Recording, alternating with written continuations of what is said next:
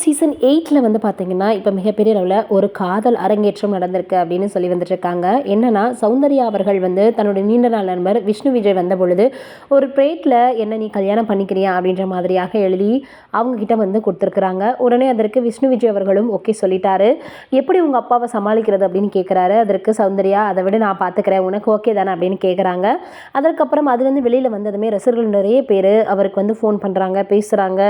நிறைய கொஸ்டின் சமூக வலைதளங்கள்ல கேட்குறாங்க அப்படின்னு அவரே ஒரு வீடியோ வெளியிட்டிருந்தாரு.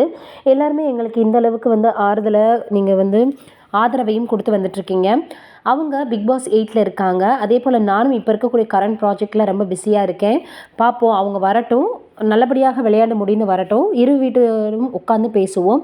அதற்கப்புறமாக என்ன முடிவு எடுக்கிறாங்களோ அதை பார்த்துக்கலாம் அப்படின்னு விஷ்ணு விஜய் அவர்கள் சொல்லியிருக்கிறாரு. இதை கேள்விப்பட்டது எல்லாரும் என்ன சொல்லிட்டு இருக்காங்க அப்படின்னா, கண்டிப்பாக 2025ல் இருவருக்குமே திருமணம் அப்படின்ற செய்தியை இவங்க அஃபிஷியலாக வெளியிடுவாங்க அப்படின்னு சொல்லி வந்துட்டு இருக்காங்க. அதோட என்ன சொல்லியிருக்காரு விஷ்ணு அப்படின்னு பார்க்கும் பொழுதும், அவங்களுக்கு தொடர்ந்து ஆதரவு கொடுங்க, ஓட் பண்ணுங்க அப்படின்ற மாதிரி சொல்லியிருக்கிறாரு. அதையும் தாண்டி சௌந்தர்யாவுக்கு ஆதரவாகவும் அவர் சில போஸ்ட்டுகளை போட்டிருக்கிறாரு.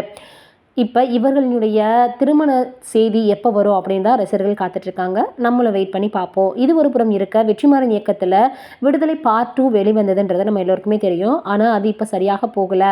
இதில் விஜய் சேதுபதி அவர்கள் நடிச்சிருந்தார் அப்படின்றது நம்ம எல்லோருக்குமே தெரியும். இதில் படத்தினுடைய நீளத்தையாவது கம்மி பண்ணியிருக்கலாம், டூரேஷனை. ஆனால் ரொம்ப அதிகமாக போயிடுச்சு. பார்ட் 1 மாதிரி இல்லை. இது வந்து வெற்றி பெற்றுதா இல்லை திரையரங்கில் ஓடிட்டுருக்கா அப்படின்னா அது சந்தேகம்தான். அதனால் இப்போ எல்லோருமே வெற்றிமாறன் இயக்கத்தில் ரொம்ப சுமாரான படம்னா அது விடுதலை பார்ட் 2 தான் அப்படின்னு எல்லோரும் பேச ஆரம்பிச்சிட்டாங்களாம்.